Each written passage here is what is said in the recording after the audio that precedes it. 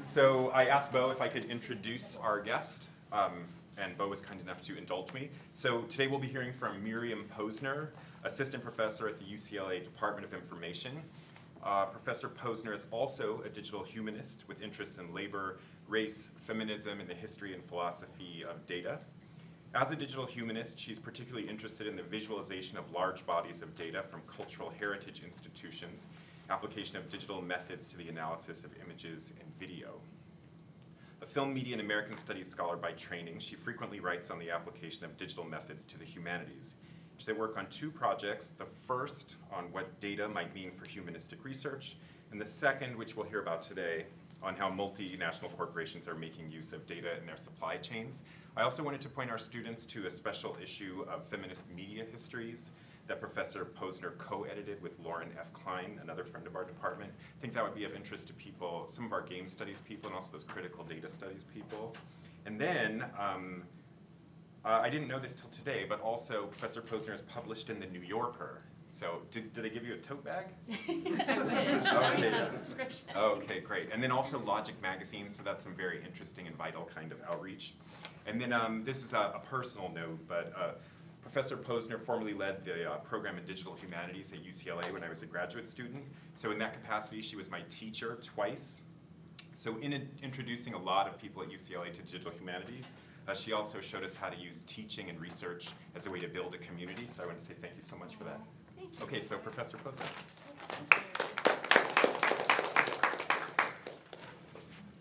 Thank you so much. Can you hear me okay? I don't know if this mic is even on, but okay. If at any point you do have trouble hearing, just let me know, and I'm happy to figure out the AV situation. And thank you, Roderick. That was so nice. Roderick was one of those students who's a little scary because you suspect that they might know more than you do, but was an honor to have you in the class and to be introduced by you. And thank you for having me here at Irvine, a program that I really admire here in particular. So I'll just get started. In 2011, when Steve Jobs handed over the reins of Apple to Tim Cook, the reception was a bit lukewarm.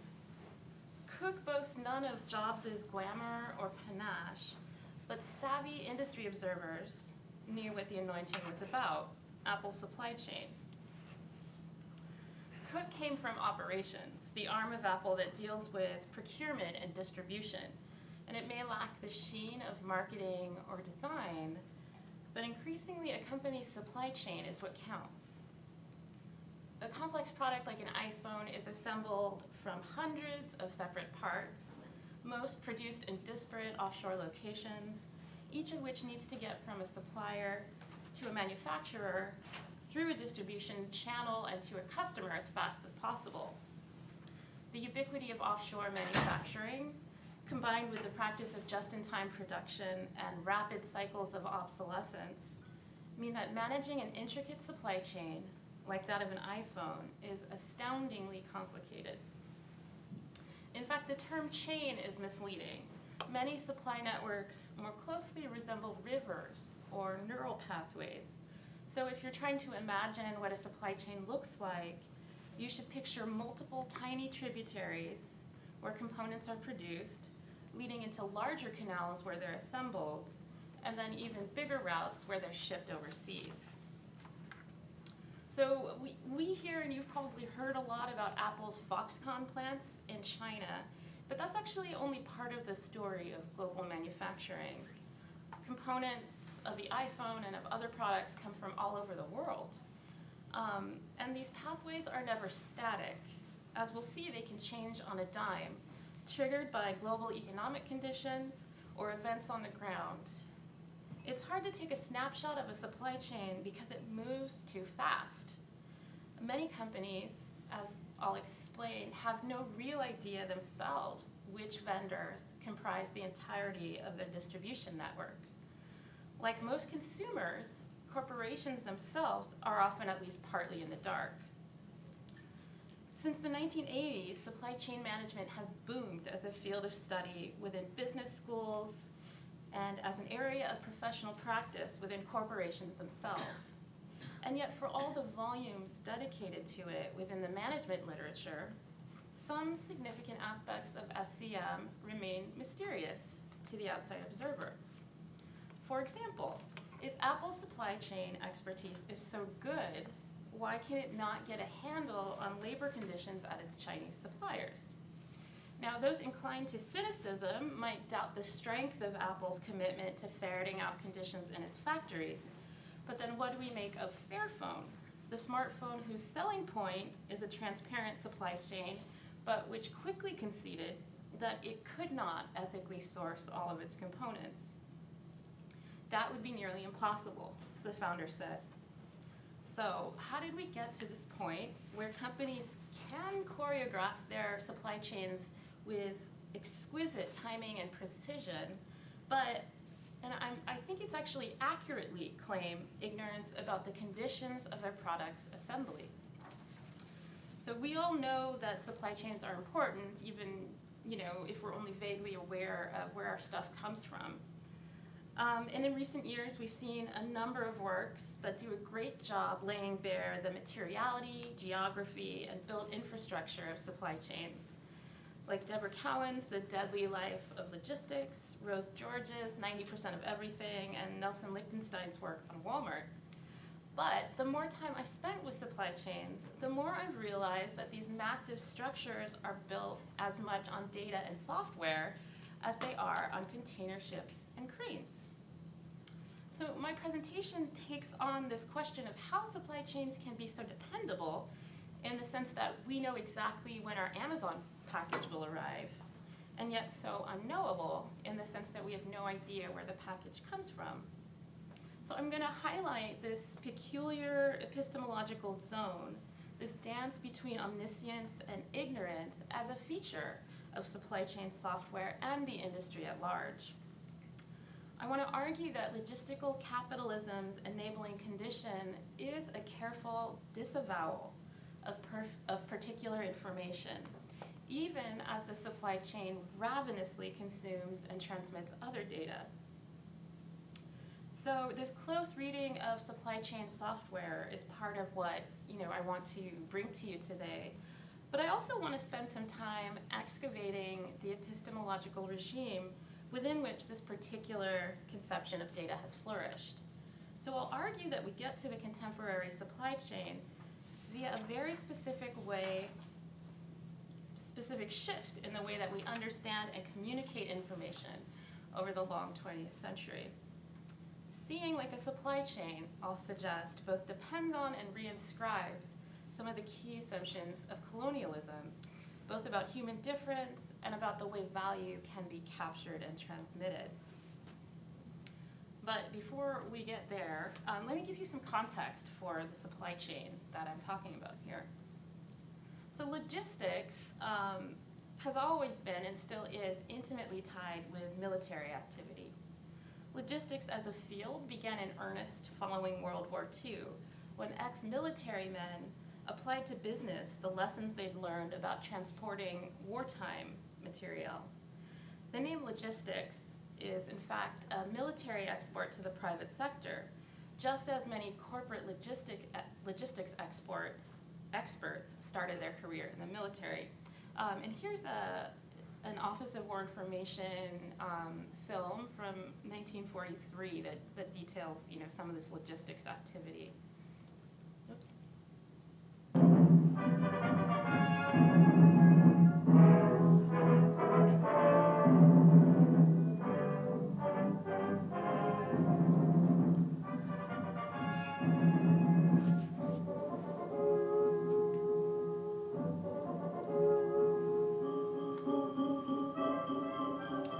So this is like logistics headquarters. And I think what's really interesting about it is it's conceived as like a nerve center. Like all the information is coming in here, and to me that looks like a chip or something. They're coordinating all this information. They have perfect access to all the information, and they just they're seeing everything.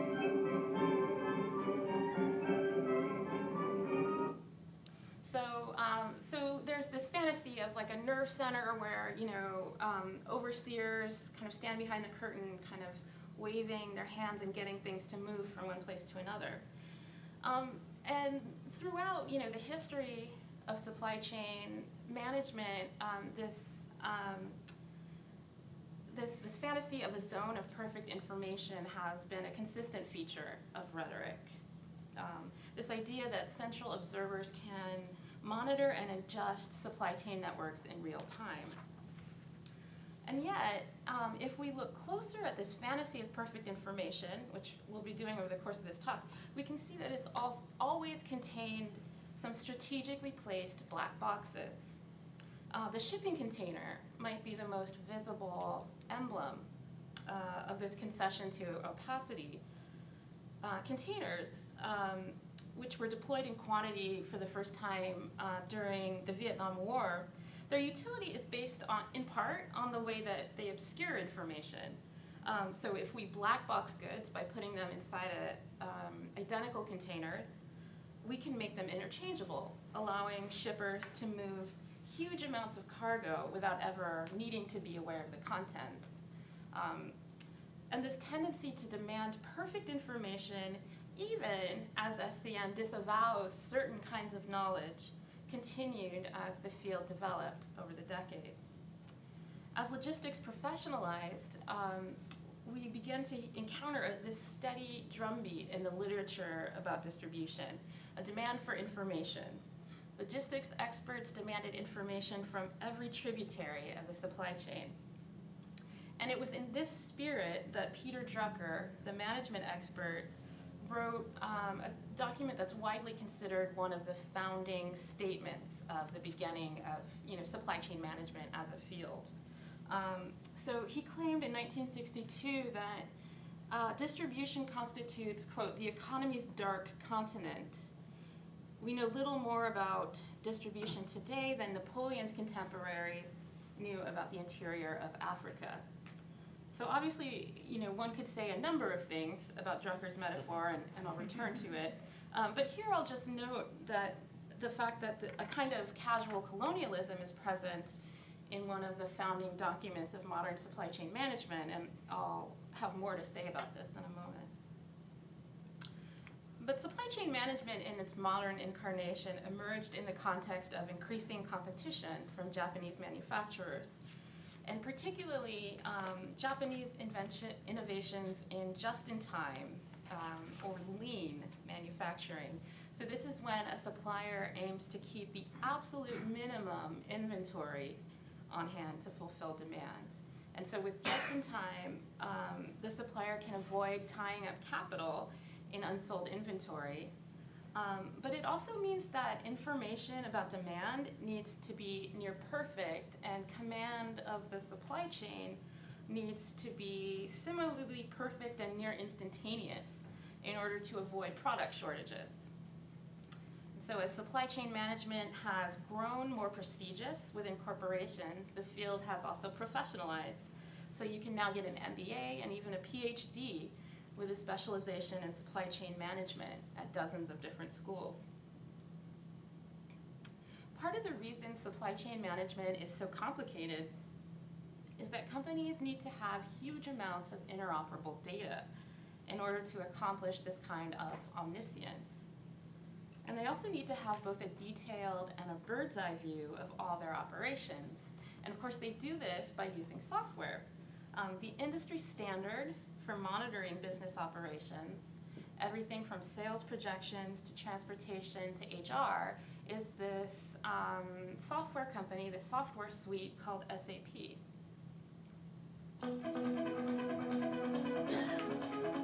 SAP, the world leader in business software.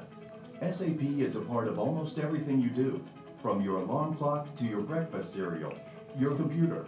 Even your car was most likely produced by organizations with SAP at the heart of their processes. My name is Brian Swankerson. I'm the Vice President of Enterprise Solutions for PepsiCo. Jennifer Saran, and I am the Corporate Treasurer of eBay. Ryan Hemwell, I'm the Manager of Finance for CKE Restaurants. Bobby Joseph, I'm Senior Manager with Baker Hughes. Head of Information and Integration Architecture at Central. I'm a Global Supply Chain Manager at Stemcase. And I run SAP. And I run SAP. I run SAP. And PepsiCo runs SAP. So you may not, you may not have heard of SAP, or maybe haven't used an SAP product personally, but SAP is actually a huge company that does, $2 billion in sales every year. The name stands for Systems, Applications, and Products, and it was founded in 1972 by 5 German ex-employees of IBM. And it was part of a push towards systems integration that managers were very enthused about during this period. So under this systems integration concept, businesses focus, not on one single part of the organization or another, but on the through line that connects all of the different pieces of the business together. So for the modern corporation, the supply chain really consists of that through line from one end of the corporation to another. Nothing is really outside of the domain of the supply chain. SAP is not the only software for business operations, but as the video suggests, it's the system with the most market share. And although you may not personally be familiar with using SAP, it's the 4th largest software company in the world. So it's mammoth, and as I began looking closely at supply chains, it became clear to me that if I wanted to understand why supply chains look the way they do, I needed to understand how the view looked from SAP. But the problem was you can't just download SAP from the App Store. It's this enterprise level system, and deploying it generally requires a team of consultants and the installation of a huge database. So for a long time I was kind of stumped. I could read about SAP, watch screencasts, and click through PowerPoints, but I was missing a sense of the sequence of information that the interface presents and the way the decision points it offers to supply chain managers, as they traverse through it. So finally, I came up with a way to get access. I enrolled in an online class, one designed to train SAP consultants themselves. So this class came with access to a demo version of SAP software, and I was really excited to be able to use the system for the first time. I thought you might like to see what the classes looked like, so I just pulled like a minute from one of the classes. Enter it and you save that. This is my teacher over the internet explaining to me, how to click through.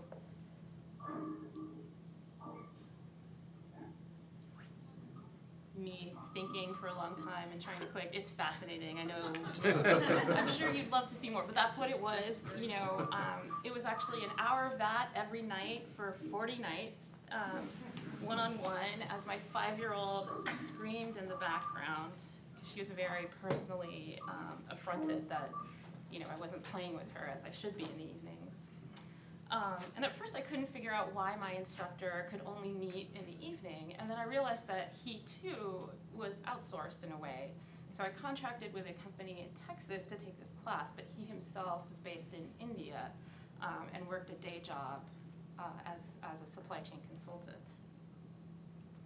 So in any case, I was able to finally kind of get my hands on some of the information I've been missing.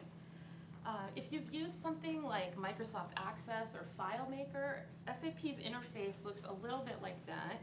It's utilitarian with none of the bright colors and clean lines we've come to associate with modern interface design. It consists of several large suites of tools called components, which are further subdivided into modules and then into individual functions, which SAP calls transactions. And because of the complexity of the system, SAP specialists usually wield expertise in only one of the components. So an SCM specialist, for example, will usually pass the baton to a database specialist if a need emerges to modify the master system data. Before she begins planning a supply chain manager will generally receive a forecast from a demand planner who specializes in analyzing trends in order to predict future demand. This is what that kind of process of planning looks like. The supply chain manager will work backwards from those predictions about the market, lining up factories and ordering raw materials in order to make sure the right quantities of goods are available at the right times. SAP's supply chain module comes with built-in optimizers, which quickly sort through cost for storage, transport, and procurement in order to schedule the most cost-effective means of producing and delivering goods. So in other words, it's using machine learning to figure out the most optimal strategy. SAP SCM can even work out the most cost-effective way to load goods into a container or truck bed so that shipping containers aren't sending out like 3 boxes per container, but the container is filled to the brim. There's a concept in supply chain management called the bullwhip effect. And the idea is that a small error in predicted demand magnifies as it makes its way through the supply chain, resulting in much larger distortions in the productions of goods. This is a constant concern for demand planners because it means they're under enormous pressure to get their forecasts right. So the idea is like a store clerk in Cleveland notices that they ran low on Pampers this month. So instead of asking for like 1 more crate of Pampers, he'll ratchet that number up to be safe and say he needs 2 crates. And then the person at the distribution center will similarly ratchet the number up and all the way to the manufacturing side.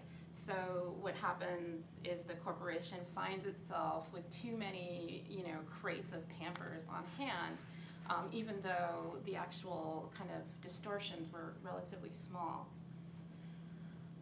But it struck me, as I worked through the screens in SAP that there's a different kind of bullwhip effect for laborers who work under processes devised by SAP. Small decisions at the forecasting or optimization steps ramified backwards through the chain onto the workers themselves, who experience the pressure of a forecast not as a cell in a spreadsheet, but as 11-hour workdays at breakneck speed. Because SAP is so modular, because each data package is handed off to a separate specialist who may know nothing about the factors that produced it, the implications of the decisions may only become clear when they're experienced by workers themselves. And you probably know that sometimes engineers call modularity black boxing. When a process is exceedingly complex, too complex for one person to absorb, it's often broken into discrete parts, the output of the part handed over to the next person to deal with. It's as though the contents of these forecasts and orders only fully unfold, only fully come out of the box when they reach the factory floor. The supply chain cockpit is the supply chain manager's highest level view of a company's operations from within the S&P component. With the cockpit, the manager can access a graphical representation of a company's supply chain as a map, and in separate panes, pull up information on locations, products, and resources. And impressive though SAP is, supply chain managers continue to demand more and better information. Machine learning is one area in which companies are investing heavily. It's already in use on the demand forecasting side, used to predict trends from historical data. So you may have heard about cases like Target's ability to tell whether a customer is pregnant before she's even told anyone, because she's using a different kind of hand lotion or is buying soft furniture. But supply chain managers are also interested in the use of machine learning on the other end of the supply chain, where goods are produced and shipped. With the right data, the company could build a model of potential production and distribution locations, assigning risk scores to each element based on its past performance, and employ mathematical modeling techniques to optimize the routes goods should travel. So if the weather changes or factory workers strike, a model could automatically reroute the goods, just the way that Google Maps sends you down surface streets when there's an accident on the 405. So using neural networking and other machine learning techniques, SAP software could actually help a company's supply chain self-heal given the proper data. So in this scenario, as is the case throughout the supply chain, no one holds all the information. Rather, the supply chain is created through machine learning protocols about which no individual person can really claim full insight. Now, I've just drawn for you a picture of a near omniscient corporation monitoring conditions with extraordinary subtlety. In fact, though, while the possibilities of these self-healing supply chains are very alluring to companies, the reality of supply chain management is much more complicated. When we picture globalized manufacturing, we picture these global, these large gleaming factories like the Foxconn plants I mentioned before. But that's actually a very specialized situation. Many assembly plants are much smaller and more improvisational. They may look more like garages than the gleaming factories we think of when we think of shiny new technology. And because these plants are relatively interchangeable, and because conditions on the ground change so often, it's almost impossible to keep track of every link in the supply chain. So this supply chain cockpit, where an all-seeing manager keeps tabs on a supply network, is much more aspiration than it is reality. So in other words, if the person who makes like the plastic housing for a television, if they need to drop out of the network for some reason, say there's a strike or a flood and their factory is wiped out, a new supplier of this plastic housing could slot into the supply chain with only its direct neighbors becoming aware. So the person that's providing the plastic and the person they give that housing to.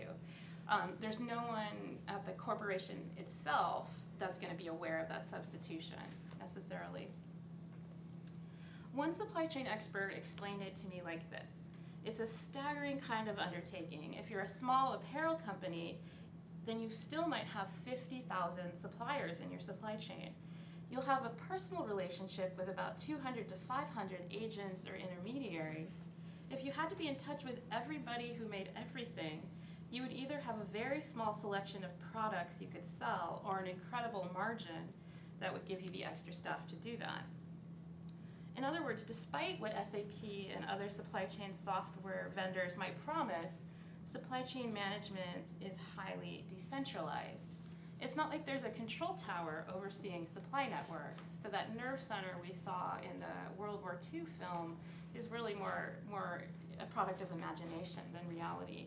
Instead, each node only has to talk to its neighboring node, passing goods through a system that, considered in its entirety, is staggeringly complex. And supply chains are actually as robust as they are precisely because they're decentralized and self-healing. And in this way, these supply networks look a little bit like the other network that makes them possible, which is the internet. Let's see, I'm going to skip a little bit. So and I think this is a constant tension in literature about supply chains. This demand on one side for information and this knowledge that supply chains efficiency is based on precisely the fact that no one is overseeing global supply chains. But supply chain managers, nevertheless, are constantly demanding more information. They need more information, they can't get enough information, they want transparency and perfect knowledge, and that's where blockchain, RFID tags, and the Internet of Things come from, this quest toward perfect omniscience of the location of objects at all points in time and space. And you can sort of see an illustration of this aspiration in an illustration from SAP, in which all this different data, from all kinds of different devices gets integrated through this gateway and then sent and made compatible within the SAP suite. So companies, supply chain managers insist need vast quantities of data and sophisticated self-healing algorithms, because that way the machine can decide where goods should travel and how they should be assembled. Machine learning in supply chains is about eliminating latency and promoting efficiency. That's definitely true. But it's also about displacing decision-making power, at least rhetorically, from individual actors to this algorithmic no man's land, where no one has to take responsibility for what happens next. Lessons from the past about SCM can be incorporated into, quote, decisions about the future, one machine learning article claims, but without any moment of decision-making ever perceptibly taking place. And I wanted to stay here a little bit longer, this algorithmic no man's land, to talk about some of the prehistory, as I see it, of the supply chain. And I trace it here to a historical episode that I think both authorized and prefigured some of the contemporary supply chain's most outrageous abuses. So I'm going to move briefly away from SAP, but I promise I'll come back to it. The slave ship Zong set out in September 1781 from West Africa, carrying 440 enslaved African people. 3 months later, near to port but faced with illness and a shortage of water, the Zong's crew made a calculation. So if the slaves were to die on shore, the ship's owners would not recover their cost. If they were to die on board of, quote, natural causes, their value would likewise be lost. The ship's insurance, however, did cover the jettisoning of cargo. So over a period of 3 days in November 1781, the crew of the Zong threw 133 men, women, and children into the sea, where they perished. Now the Zong became a flashpoint for the abolitionist movement because it so baldly exposed slavery's unthinkable inhumanity. But Ian Bauckham, in his book Spectres of the Atlantic, adds that the Zong also has a different significance. It's not only a moment that exposes the cruelty of slavery, it's an episode in which the mechanisms of what Bauckham calls speculative reason are laid bare with unusual clarity. Part of what Bauckham perceives in the Zong is a kind of apotheosis of global finance capital. The value of slaves has taken wing. It's evacuated their bodies. Why else then, could the crew throw the slaves into the sea and still receive payment for them? The enslaved body is understood as one manifestation of a circulating system of credit, but not in this case the most important one. So in finance capital, value can reside in different places at different times, but without any handover actually taking place. Thus, value in finance capital is divorced from its material form and replaced by much more mobile, more easily transmissible forms, namely credit. So I see these same movements, as you might anticipate, both in the rhetoric of SAP's supply chain cockpit and in the reality of decentralized manufacturing nodes slotting in for one another. Capitalism could not move at the speed of neural networks unless it existed in a supremely mobile form, similar to the way it did on the Zong.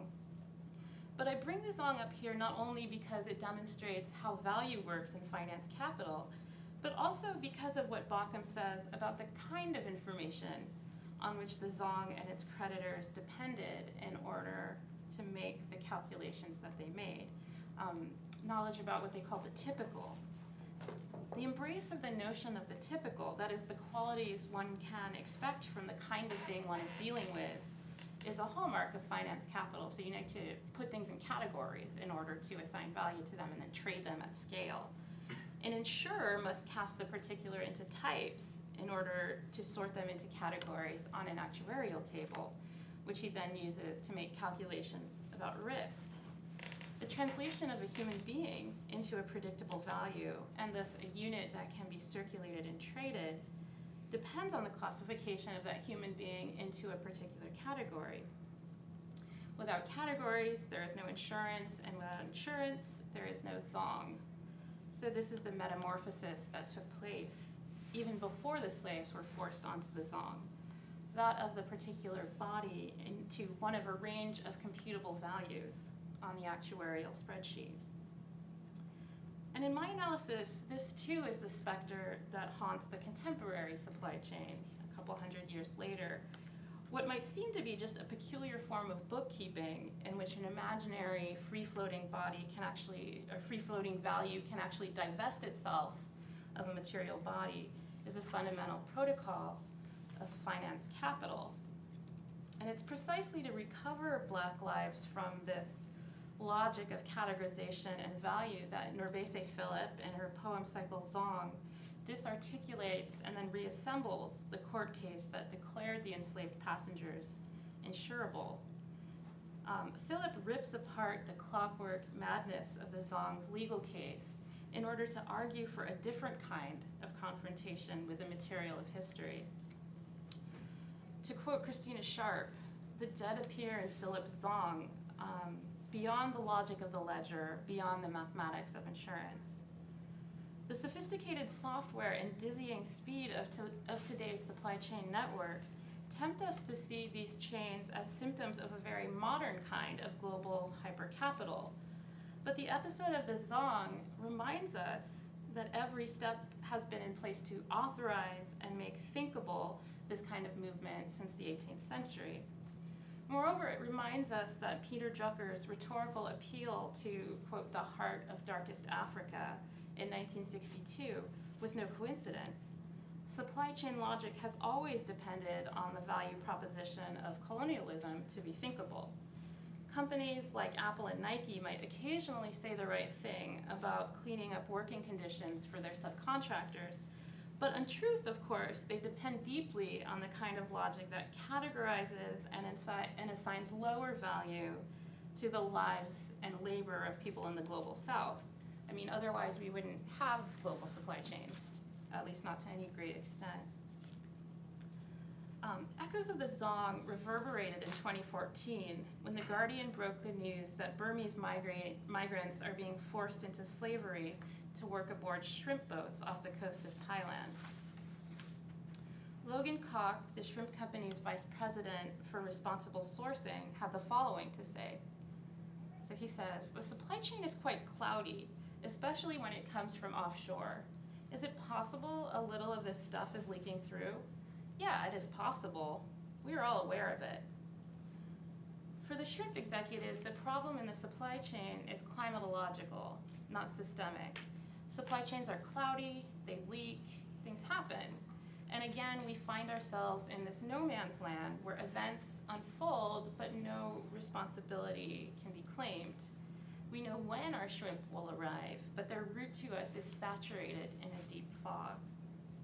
The supply chain really depends on this balance between the information it can assimilate into itself and that it cannot, information that is accepted and information that is refused. Data in SAP's model is supremely interchangeable. In practice and structure and by design, SAP has taken great pains to make sure it makes all of this heterogeneous data compatible. But even as the supply chain cannot abide heterogeneity in its data, it depends ultimately on other kinds of difference for its very existence. Difference in standards of living so that Chinese workers can be paid so little, racial and gender differences so that it seems natural that a Bangladeshi woman, for example, should work for a pittance in a dangerous apparel sweatshop, or that Burmese men would find themselves enslaved on shrimping boats far from home. To accommodate these competing demands, the company in supply chain capitalism must operate in this peculiar epistemological zone, one in which it ravenously consumes some data, such as that about price and location, even as it cannot absorb other data, such as that about labor practices. So in other words, it wants perfect access to information, but only some information. Information adheres always and only to the object itself. The surrounding data is sloughed away, and we're left with information about the product, where it goes, where its progress is arrested, and where it moves forward. The SCM data model and machine learning protocols, combined with black boxing, accomplishes this perfect balancing act of perfect knowledge and perfect ignorance. It allows corporations to refuse any knowledge about some aspects of their business, such as factory conditions in Bangladesh or working conditions aboard shrimp boats, while embracing near perfect information about other parts. And this may seem like a rhetorical sleight of hand, but actually it has serious consequences. It allows corporations to disavow, with absolute honesty, the conditions of the workers who manufacture their goods. And I sort of enjoyed watching this video that demonstrates what kind of information sort of is digested into the supply chain and what kind just is not absorbed. This is an ad for a certain kind of data standard for global trade.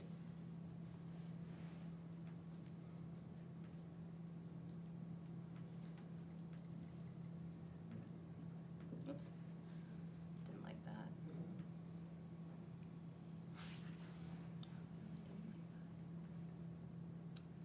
Oh, sorry, you might have to not see this ad for a certain kind of data standard. But trust me, it's really good. I'll email you all with a clip.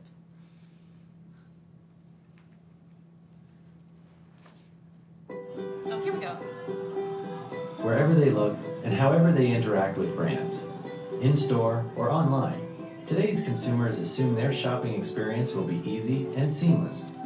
And they don't just want consistent results. They want things without having to ask. GS1 standards are the foundation for creating a seamless customer experience. The visibility, accuracy, and availability they enable make it possible to deliver the products customers want, when and where they want them. So, how does it work? Take this shirt, for example.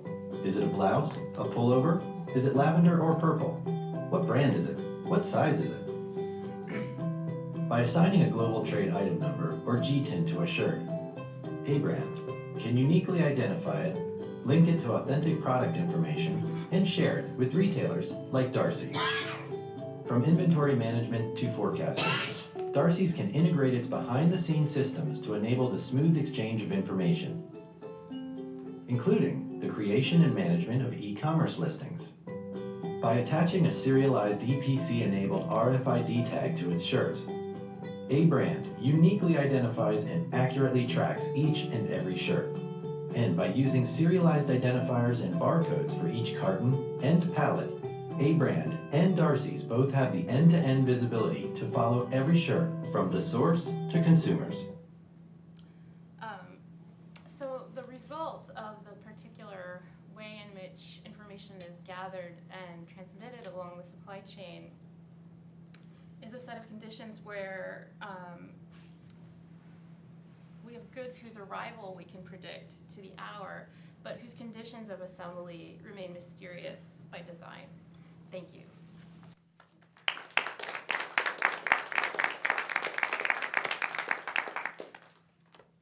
Thank you. So I'm happy to, I think we have about 10 minutes for questions. Yeah. I just need to start by saying that apart from the fact this is a great talk, and your video was making me realize just how deeply mandolin players have become embedded in contemporary capitalism in a way that you probably never imagined. It's like, why only the mandolin? Kind of folksy. A number of times you, like talking about the SAP stuff, you sort of were, you pointed particularly towards machine learning algorithms. And actually the first time you did that, I was like going, really, is that? This doesn't seem like the sort of problem that requires machine learning.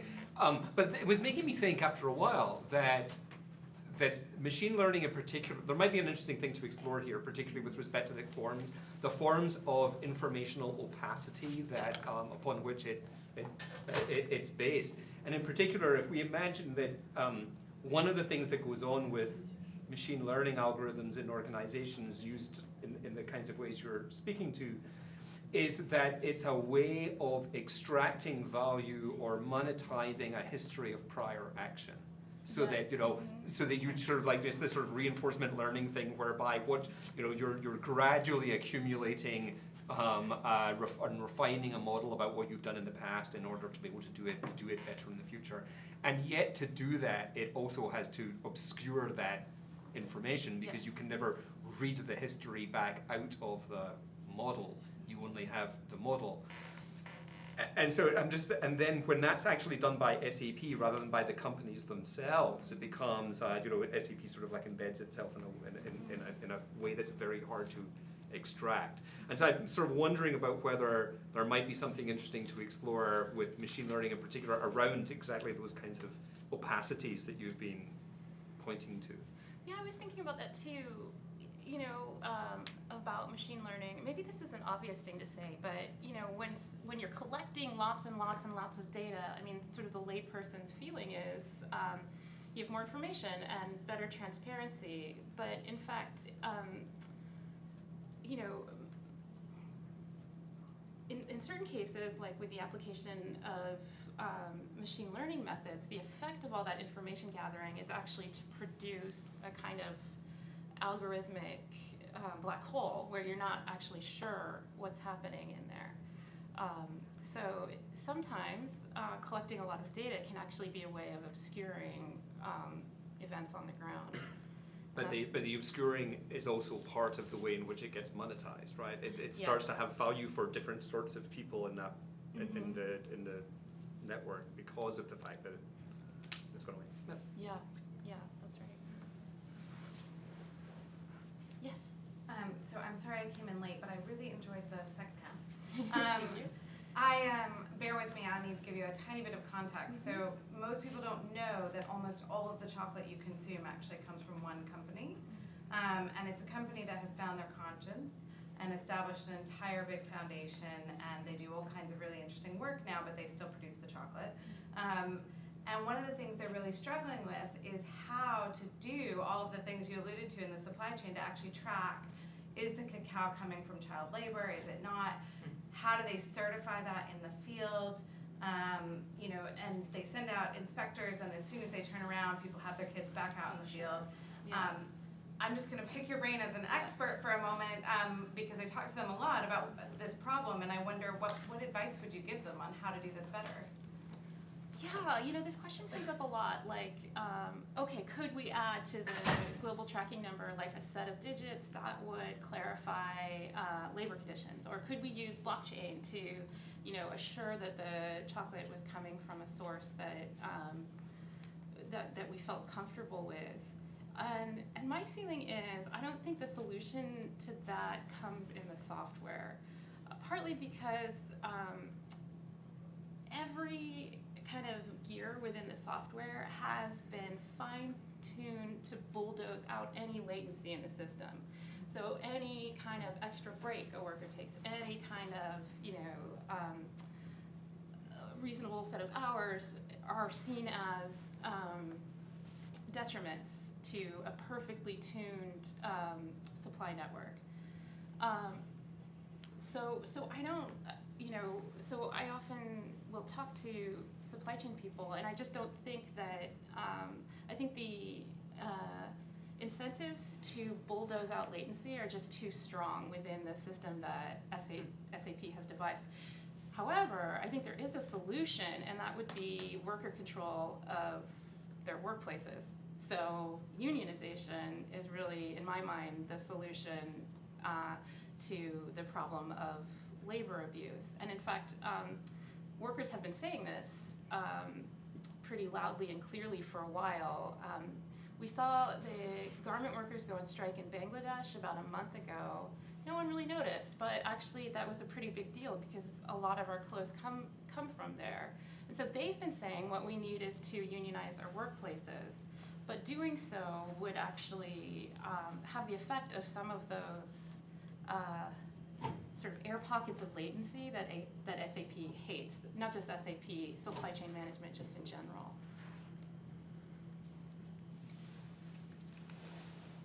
This is like a speculative question, but whenever I see like a very complicated data system, oh, thank you for the talk also, it was harrowing. So whenever I see this like SAP machine that has this perfectly granular data that's kind of like moving everything around, I'm always suspicious that it's bullshit. And so I'm always curious like how these systems are incompetent and how they're wrong and how they're riddled with error. So I don't have an exact, can you talk a little bit about like how error and incompetence gets into the supply chain or how into supply chain software?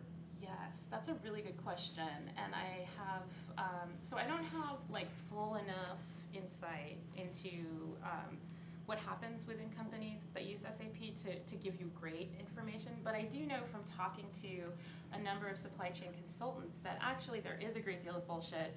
A lot of it comes from vendors who don't have any particular incentive to give accurate information, and moreover, will prefer to transmit information via like a PDF that isn't machine readable or on paper rather than like in a nice data table. I also wonder, how accurate the predictions are. I don't have systematic information about whether or not these predictions will actually come true.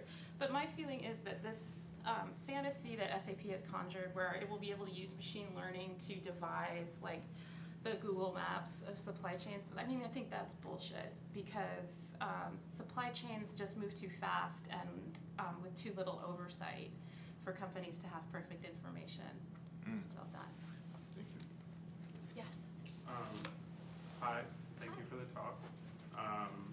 I come from a public administration background, so I spend a lot of time thinking about administration and, in this particular case, administrative evil, which sort of happens when administrators go on doing their jobs, whether or not the overarching endpoint is one of evil, which is a broad, riddled term.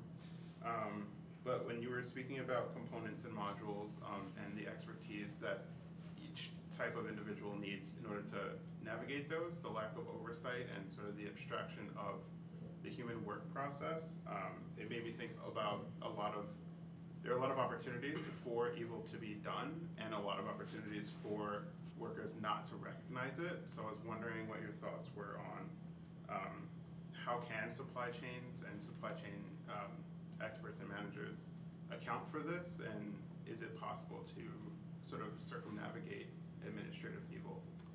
Yeah, that's a really perceptive insight, and I think I didn't articulate it actually very well in this talk, but it's something that has been on my mind. So thank you for mentioning it.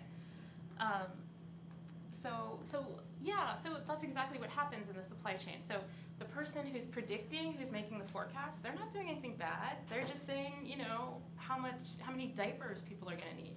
And the person who's making the supply plan, they're not doing anything bad. They're just translating that forecast into a set of conditions down the road. And they didn't make that data. They're just doing what was handed to them.